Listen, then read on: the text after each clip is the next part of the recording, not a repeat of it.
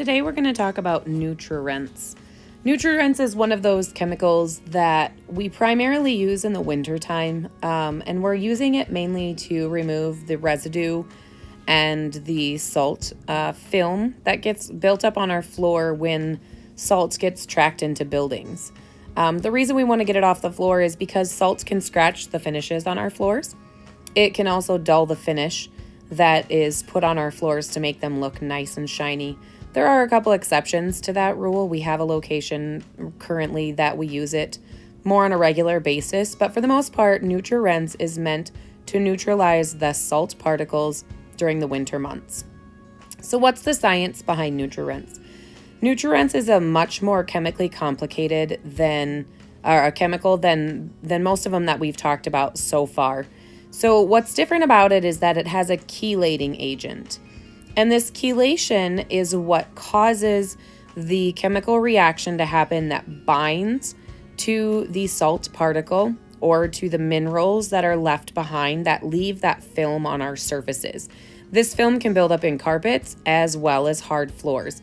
So this chelating agent actually binds to the particle and allows us to vacuum it up or mop it up in a much quicker manner than rinsing like what we would normally do. There are several different methods that we can use this Nutra option.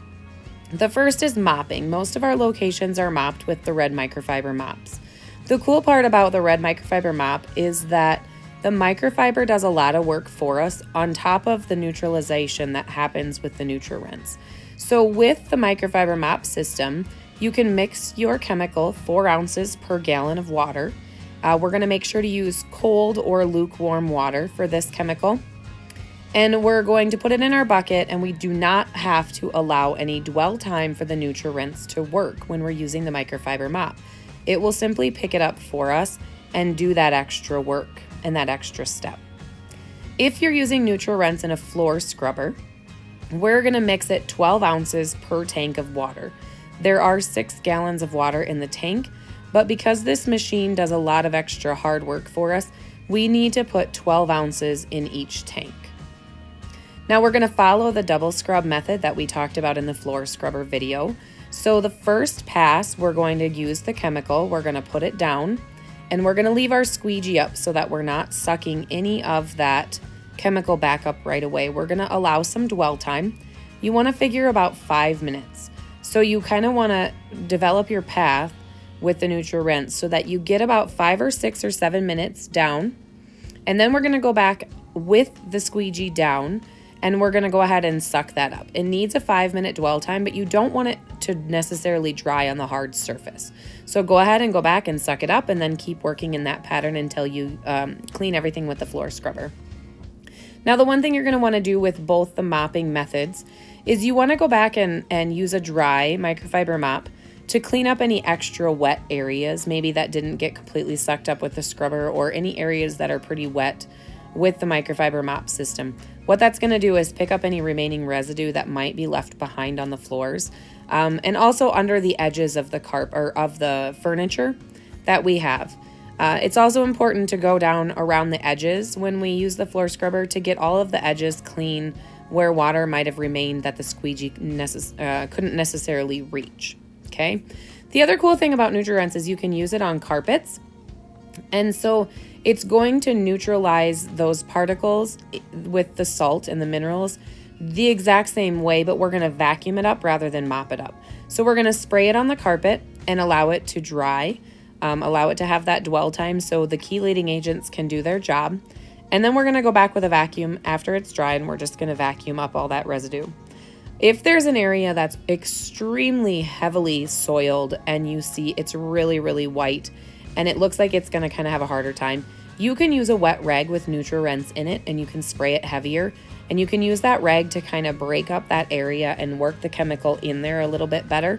And that's going to just create a more effective method. There is no rinsing necessary with Nutra, especially if you're using the floor scrubber or the microfiber mop. Because it neutralizes those particles and it kind of grabs them and picks them up for us, it ends that rinsing process that we would have had to do in the past. The other thing that Nutra-Rinse is really good for is removing hard water. So we're going to mix this a little heavier if we're using it on hard water stains or hard water spots. For example, on water fountains or on urinals, insides of toilets, things like that. We're going to go ahead and mix it 3 ounces per quart spray bottle. So that's much heavier. The other was 4 ounces per gallon, and this is 3 ounces per quart. The only surface we cannot use this on is polished marble. It's not something we're going to find necessarily in our commercial locations super quickly because it's an expensive product, but you may find that in homes. And so we want to be very aware of where we're using it and pay attention closely because it will hurt that polished marble, but pretty much any other surface it's safe for. And so you're going to spray it onto the hard water spot, allow it to dwell for a while so that it can do its job. It can kind of break up those particles and those mineral deposits that are there and adhere to them. And then you should be able to just go back and wipe it off. Obviously, depending on the severity of the hard water, it's going to maybe take a couple different times to get it all to break up, but that's just going to be determined by you at each location and at each instance. But it is good for hard water removal as well. So kind of keep that one in your bag of tricks for something you can use when you come across those areas where maybe you can't use CSP or some of the other chemicals that we have to remove hard water buildup. So I hope you learned a little bit more about Nutra-Rinse and the places and the locations and the ways that you can use it.